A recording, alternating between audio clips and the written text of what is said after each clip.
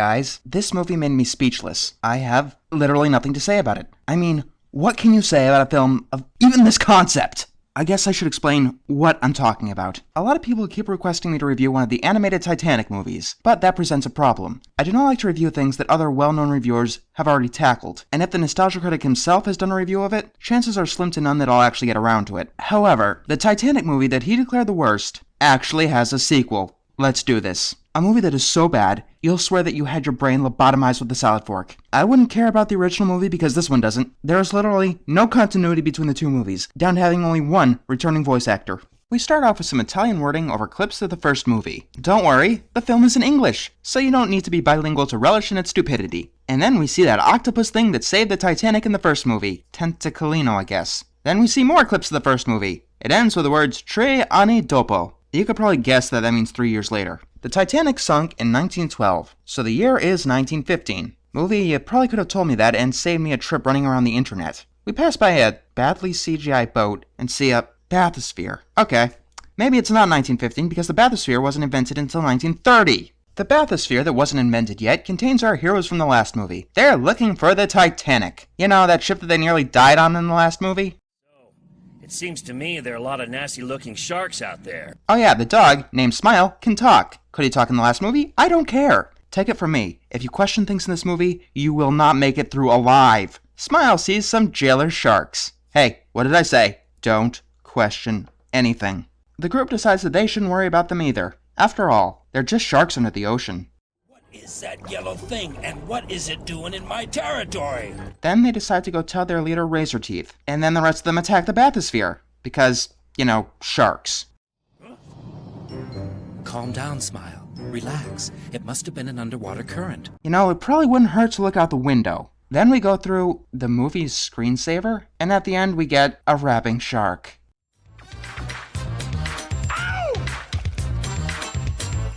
Yo, yo, yo, look at my teeth. They're so sharp and white and neat. They bring on fear and even some terror. And his backup singing clams.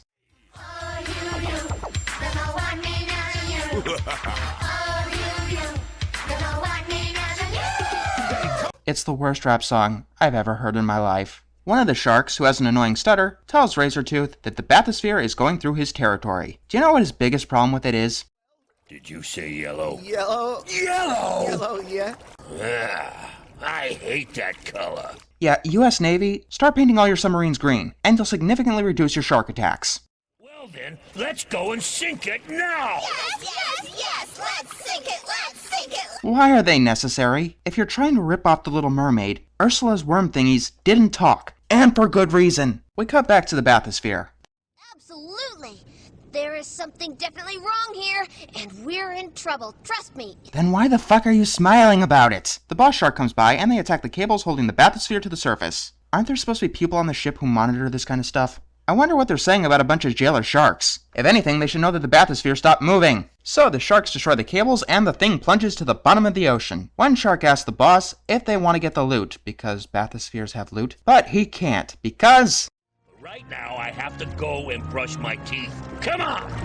Yes, because everyone knows that dental hygiene is very important to sharks. It's not like they fucking lose their teeth all the time and frequently grow them back. And then we actually get to see the crabs fixing his teeth. And then, for some reason, the shark sends a telegraph to a Baron Vandertilt. They do this using a line of clams, jellyfish, and wires. My god, my brain is leaking out of my ears. That was so stupid. First of all, jellyfish? Goddamn jellyfish? Really? Secondly, who the hell is Baron Vandertilt, and why is he allied with the sharks? You know what? I don't care. I don't fucking care. Why should I fucking care? The only reason that I can think of is that it might help me figure out what strange new age drugs the writers were taking in the process of making this movie. We finally get to see the character that this movie is named after, Tentacolino.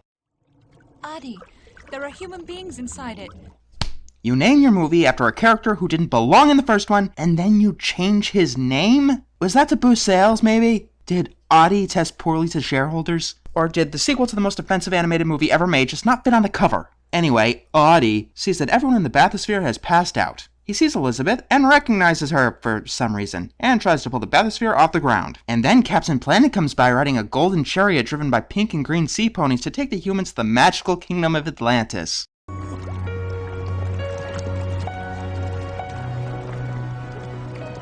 Whoa! Stop Bad Audie, what you're doing is useless.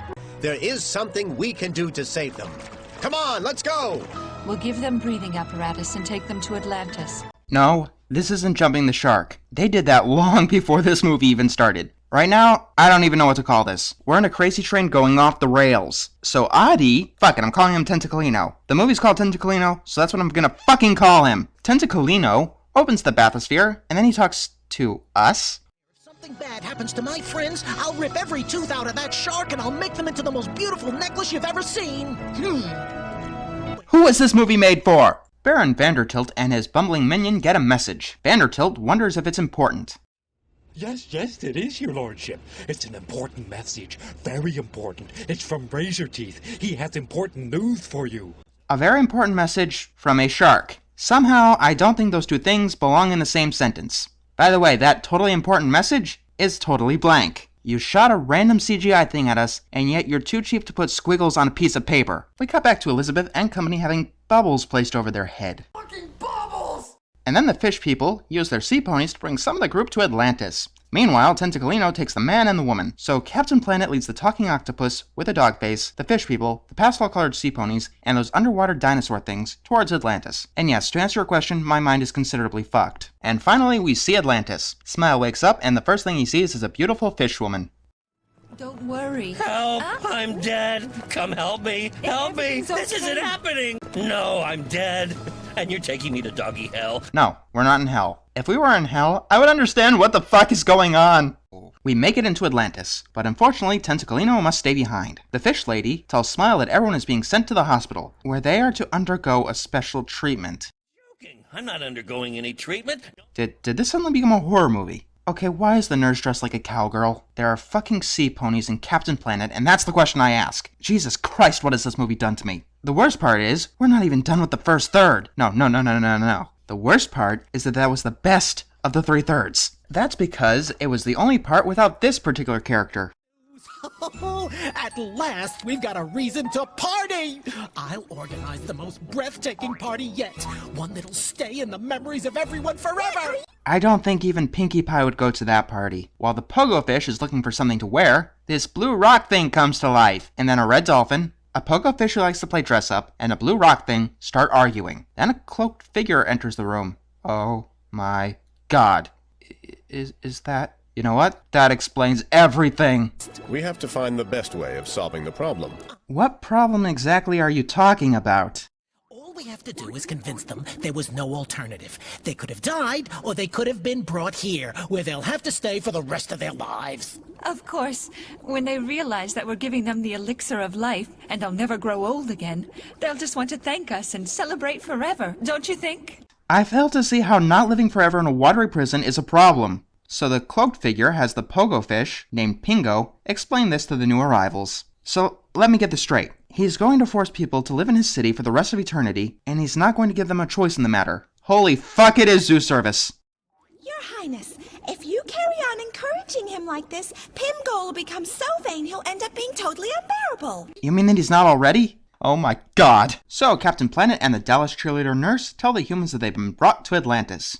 How can you exist and nobody knows about you? I don't understand it. They're called missiles. Ship goes by, gets shot to oblivion. Then Captain Planet gets a message from Pinko that the humans are invited to a party. But before they go, they have to drink the elixir of life because. No real explanation, just because. Of course. Keep calm. If they wanted to harm us, they wouldn't have saved us. Then why could I play horror music over the scene and it would fit very, very well? You're right. I'll take one. Let's drink a toast to our friends of Atlantis, to whom I am eternally grateful for having saved us.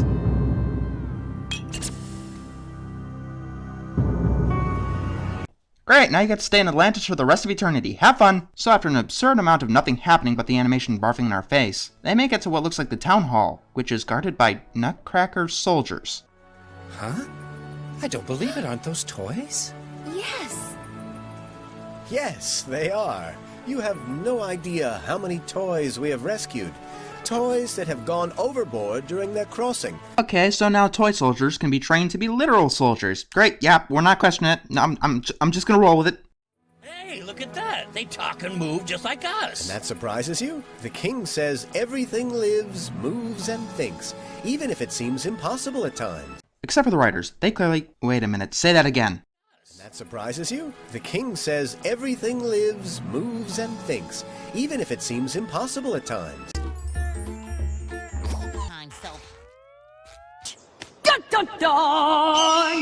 So they go inside to Toyland, where Pingo introduces himself. And then we get the worst song that I've ever heard in my life. Welcome to Atlantis, where everything's serene. And it's a special place. We have a king and have a queen. Oh, it doesn't sound so bad at first, but wait until they get to the techno part. By now you know that I'm not kidding about this shit, right? The water is fresh, you can swim around at the fish tech. It's a real cool sound. Come into my shop, I got some custard dime. Am I having a fever dream? Please tell me that I'm having a bad fever dream. What demented minds put this to the screen? One thing I've got to tell you. Up there, you can't go back. And then that scene just ends. Just like that. It's like an extremely awkward phone call that ends with, "Oh, by the way, I'm pregnant." Click. And his beautiful consort. They were exploring the ocean bed in search of the wreck of the Titanic. In all probability, they have ended up at the bottom of the ocean, along with the mythical Titanic, which they were searching for so zealously. You heard it right here, ladies and gentlemen. According to this movie, sea ponies, sentient toys, and the magical kingdom of Atlantis are real. But the Titanic, that's just a myth. For the love of tap dancing Christ, what the hell is wrong with you people? And then that scene just ends. We are given a random broadcast in a random building that had nothing to do with anything. And when we get back, the people are in front of Zeus' service. And now, I hope you will accept my apologies and those of the Queen for the lack of tact displayed by our counselor when he gave you the news. Great, now apologize for one-course meal. Or better yet, apologize for sentencing them to an eternity under the sea. I can now confirm it. From now on, Atlantis will be your home, and you will not be able to leave it ever again. And this is a good thing? Your Majesty, on the contrary, it's better that we were told about the situation right away. And I have to say your counselor informed us in the most amusing way, which helped us all to see the benefits. Great, yeah. No. Just no. No, no, no, no, no, no, no, no, no. We'd either have been left there to die, or we could have been brought safely here to Atlantis, however not able to return to our world. Here's a fucking brilliant idea. Why didn't they bring you to the surface? Yeah, movie never answers that. Ever. Instead, it's more interested in showing us literal puppy love. While Smile is distracted by his canine friend, a pirate mouse and his racist stereotype partner sneak up on the mice. Are you really going to question anything anymore? Apparently, they've been spying on the mice, and these obvious bad guys offer them a way out of Atlantis. So the good guys want to keep the people trapped in Atlantis forever, and the bad guys want to take them away from Atlantis. Fan-fucking-tastic. So they follow the mice to Tomorrowland. Blah blah blah ripoff. And then we cut back to Smile.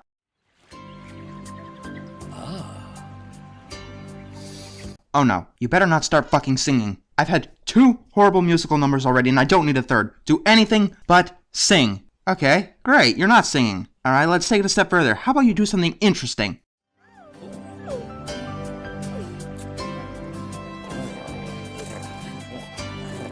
Oh, not that. Not that. Please don't show me doggy porn. I do not want to see doggy porn. Oh good, that scene just randomly ends. There was literally no point to any of that. We go right back to the mice who are making their way out of Atlantis. Wow, escaping from a city they weren't allowed to leave seems pretty damn easy. They decide to follow the rats instead of just flat out escaping because, you guessed it, potatoes. Then they make it to the leader of the rats. Has come. We should not be here in Atlantis. It is totally unjustified. You know, I would agree with you there, except for one itty-bitty little detail. We just saw the characters leave Atlantis. We're prisoners here, and like all prisoners, we have the right to escape. No, prisoners do not have the right to escape. That's the point of prison, you stupid creature. But the rat has a plan. He wants the elixir of life so he can conquer the world. Medicine that makes you live forever equals world conquering. Don't question it, just go with it. Then we learn that the rats are allied with Razor Teeth, just like Baron Vandertilt, who I think the movie had just up and forgotten about. Speaking of which, there isn't much Tentacolino in this movie, now is there?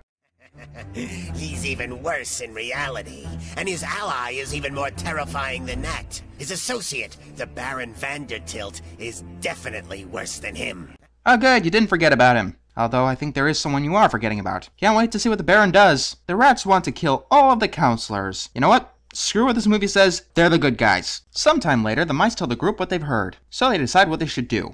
It's thanks to the people of Atlantis that we're alive. Right, forever and ever away from your friends and loved ones, doomed to never ever die. We've established that. So they talk to Zeus about the Rat Rebellion, and everyone is worried about it. But if they dismantle me with a screwdriver, I'll die, won't I? No, calm down. No one's gonna take you apart. No one will hurt you. They'll have to have a screwdriver, and down here in Atlantis, there are no screwdrivers. They've all been banned. What an odd law. You ban screwdrivers. What is this, high school? Pingo's panicking is interrupted by Zeus using his Green Lantern ring to pull forth his sentient chair. Oh, how'd he do that? Tell me how he did that. No, be quiet, you two. He's using his powers, and he doesn't want to be interrupted. Sums up the movie quite nicely, doesn't it? Zeus here decides that the mice will help the rebels in every way possible. Sounds like a plan that the almighty Zeus service would come up with. So instead of just sending his invincible army towards the rebellion, he instructs the mice to gain their trust. We must prepare for battle. All we have to do is win. Yep, that just about sums it up. World War II, all we gotta do is win. Excellent battle strategy. You, sir, are a 5-star general. I salute you. Zeus replaces the elixir of life with a false flask filled with plain water and instructs the mice not to get caught. The two mice go wandering around the city for the rats until the rebellion goes totally spies on them and drops them through the floor. The leader decides that the pirate, the stereotype, and the two new guys will make up his crack team to steal the elixir of life. You know what? That's probably the most sensible thing that's happened so far, so I'm definitely not going to question it. We cut back to Zeus, who says that the plan is going good. How does he come to know all this? He sees and hears everything. Good, Zeus. Here's my middle finger you could shove up your ass. He creates a false flask and tells the others to replace the elixir of life with that one. The crack team breaks into the room and steals from Aladdin. Seriously, do you assholes have any shame? You know what? That's one question I really shouldn't have asked, because I know what the answer is. We all know what the answer is. Pingo, Smile, and the Otter Thing come in and the pirate draws his sword, which breaks on the first strike. Honestly, this is the worst fight scene that I've ever seen in my life. Mostly because they seem to slow down the footage during every single impact. Then Pingo replaces the flask with the bottle of water. Now hit me and run. You don't have to ask me twice. Best part of the movie. So the rats swim away with the flask of water towards a place with a bunch of sunken ships. Holy crap, I was kidding when I said they used missiles to defend themselves. Or maybe I wasn't. You can't make shit up when it comes to this movie. I mean, it just can't be done. I mean, I could say that we're going to have a talking dog riding a chariot being driven by sea ponies while firing a laser pistol at jailer sharks, and the movie would find a way to make it happen. We come back to the rats who are celebrating their victory. When they hear that the mermen are coming, they start swimming to the surface. Here's a question. Why didn't they do that at... You know what? It isn't worth it. It's not worth it. Razortooth comes back to his telegraph machine and sends another message to the Baron, basically asking for reinforcements. What are you rambling on about? Mermen, mermaids, rats from Atlantis? What are you writing about, Jeffrey? Have you been drinking by any chance? Did I accidentally stumble into one of those behind-the-scenes features? At least the request for help is clear.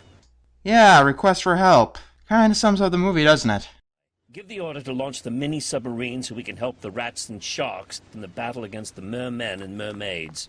And then you just accept it at point blank like that. Whatever, it's good enough for you, it's good enough for me. Then we see... I told you. I fucking told you. It was impossible. You can't joke about this movie. The mice go to the back of their group in an attempt to sneak off, while freaking laser beams get shot at them. And this battle scene is also completely horrible. All of a sudden, mini-submarines appear, and then that scene just ends. We cut into randomly marching infantry. Zeus sees what he thinks is a little girl. I'm called Brumali, Your Majesty, but I'm not a little girl. Apparently, this commander has been cursed because he fell into the hands of a little girl. The colors of my glorious Scottish regiment were changed for a frilly girl's skirt. It's awful. I can't bear it. First the victims of the Titanic, then the Asians, and now the Scottish. Is this movie trying to offend everyone on the fucking planet? Anyway, the commander wants to get rid of his curse, and the only way he could do that is to prove himself. And to do that, he moves the cannon and takes his wig off. Yeah, I know. It's almost over. We're almost there. He blasts a mini-submarine and gets promoted to general. That's all it takes? Really, blasting one enemy. And then he plays the bagpipes because he's Scottish. They fire missiles, and then those missiles start firing lasers. Because, you know, that's what missiles do. Hey, do you know what's going on? What are we doing here? How did we get in the water? I don't know. I really don't fucking know. And then Baron Vandertilt's ship gets vaporized. Jeffrey, just because we're on holiday doesn't mean you can dress any way you like to. One does have standards, you know. Your men are freezing to death. Back to the battle underwater. Tentacolino is back and fighting the sharks. Then Captain Planet saves the mice. Captain Planet, he's our hero. Gonna take pollution down to zero. He's our powers magnified, and he's fighting on the planet side. Smile gets his revenge, the sharks get electrocuted, and everyone retreats. Zeus says that they don't have to worry about the mice giving away Atlantis. Wow, you finally gave me a reason why the people couldn't go back to the surface. Too bad that we only have 20 minutes to go. Anyway, they're all wondering why the rats who escaped eternal prison aren't getting punished. And what makes you think they aren't getting what they deserve? We see the rats talking to a large crowd back on the surface. Wow, that was fast. We will be the rulers, and we will destroy all those humans who are of no use to us. The others will become our slaves. Sounds like a rock-solid plan. So they decide to give the elixir of life to a frail old rat. They're in for a big surprise. Be quiet, Smile. Cha, we want to see a rodent drown to death. Speaking of which, yeah, they really show him drowning. You people are sick. Like, really damn sick. Luckily, he comes up and sends the rat leader and his cohorts to an insane asylum. Then we see Pingo dancing around with a screwdriver. Yeah, you know, the only fucking thing that could kill him, and we were told was banned from Atlantis for no good reason. And apparently, they're best friends now. Great, just fucking great. If I didn't know any better, I'd think they were doing this on purpose. So Zeus decides to reward his captives by rebuilding the Titanic. Are you shitting me? There's no other explanation. This movie's fucking shitting me. That's not slightly offensive at all. No, just no. Adi, His Majesty asked me to come and help you take the Titanic to the Forgotten Island. Do you know where Froggy is? So Tentacolino puts the Titanic on the giant manta ray, even though he had a hard time lifting the bathysphere at the beginning of the movie. And then, I think I died. My word. I think that the movie literally killed me. Is this heaven? It must be heaven. No, it's the intro to the amazing island for the GameCube. Here is the reward we promised you. This island is now yours, and this will be your new home. This is a secret island, unreachable by anyone, and here you will live happily ever after. Great, they're forced to live forever and ever on a secret island that is unreachable by anyone in the world. Nice fucking reward, Your Excellence. You're fucking great at this. I mean, really fucking great. Oh, but what are they concerned? They've got all their friends from Atlantis, including Smile's love interest, who literally had not one word of dialogue through the whole film. This isn't a mirror. You're right, it's a window. No, actually, it's a magic screen that allows them to see whoever or whatever they want. Great, now they can see their old friends and family grow old and die. Isn't that just a great reward? They gaze into it, and see that the rat leader and his subjects are in the insane asylum, presumably for the rest of eternity. And being in the asylum turned them insane because that's what asylums do. And take the real elixir of life. I was betrayed. Someone replace the flask! Doctor, if you let me go, you'll become the Emperor's personal doctor. Trust me! Don't go! I'm telling you the truth! He's got a really big personality, but unfortunately there's no hope for him. He's as mad as a hatter. He keeps, talking about Atlantis, of mermen and mermaids, of conquering the world. I'm afraid we'll have to keep him in here forever.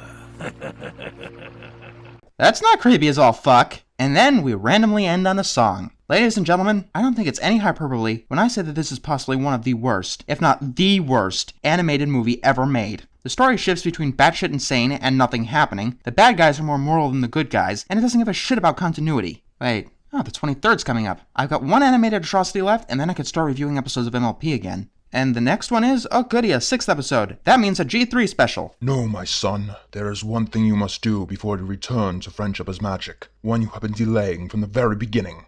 Hi, do I know you? No, you do not. But you know my words. They said that one day you would be able to fight a sea sponge. After conquering the worst animated movie ever made, you are finally ready. You don't mean... Put it together, boy. We're in Atlantis, dealing with zoo service. You know what comes next. But I do a G3 episode every 6 reviews. I don't want to break a pattern. Call it episode 31. You must deal with this now. Are you telling me to cheat? Yes, I am. What kind of ancient master are you? I'm not. I'm a crazy old man who drank some laundry detergent and broke into your house thinking he's Chop Chop Master Onion. Now tell me, what did the detractors say about Magical Mystery Cure? They said that the musical numbers were terrible, they didn't have a right to surprise us on the musical element, the plot was nonsense, and it was an insult to the adult fanbase. Show them what that looks like. Show them the truth. It must be done.